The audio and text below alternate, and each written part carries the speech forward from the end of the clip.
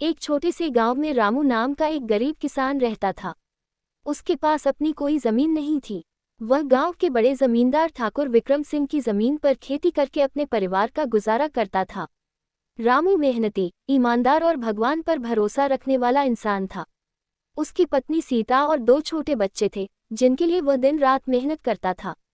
ठाकुर विक्रम सिंह के पास बहुत सारी जमीन, बड़ा मकान और खूब दौलत थी, लेकिन उसका दिल पत्थर जैसा था। वह किसानों से ज्यादा लगान वसूलता और उन्हें अपमानित करता था। हर साल रामू पूरी मेहनत से फसल उगाता, लेकिन फसल का ज्यादातर हिस्सा ठाकुर ले लेता और रामू के हाथ बस थोड़ा सा अनाज आता।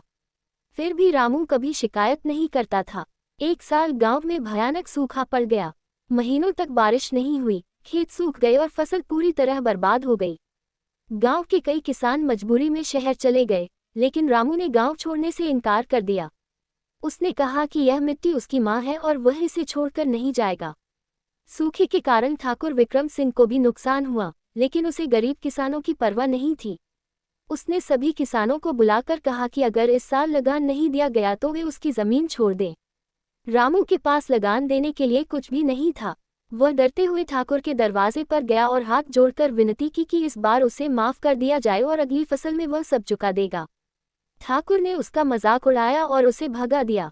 रामू टूटे हुए दिल के साथ घर लौटा, जहां उसकी पत्नी और बच्चे भूखे बैठे थे।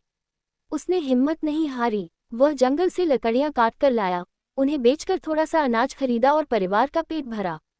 कुछ दिनों बाद अचानक जोरदार बारिश शुरू हो गई। सूखी जमीन फिर से हरी होने लगी। रामू ने बिना समय गंवाए खेती शुरू कर दी। उसने दिन रात मेहनत की और भगवान से प्रार्थना करता रहा। उसकी मेहनत रंग लाए और उसकी फसल पूरे गांव में सबसे अच्छी हुई। इसी बीच ठाकुर विक्रम सिंह गंभीर रूप से बीमार पड़ गया। उसका हालचाल लेने कोई नहीं आया। जिस रामू को उसने अपमानित किया था, वही उसकी सेवा करने आया। रामू ने पूरी लगन से ठाकुर की देखभाल की, दवाएं लाया और खाना खिलाया। ठाकुर को अपनी गलती का एहसास हुआ। उसने रोते हुए रामू से माफी मांगी और कहा कि उसने हमेशा गरीबों को कमजोर समझा, लेकिन आज उसे इंसानियत की असली ताकत दिख गई है।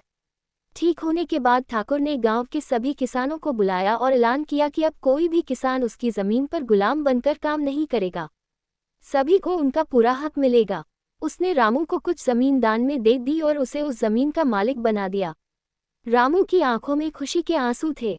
उसने जमीन को छूकर भगवान का धन्यवाद किया।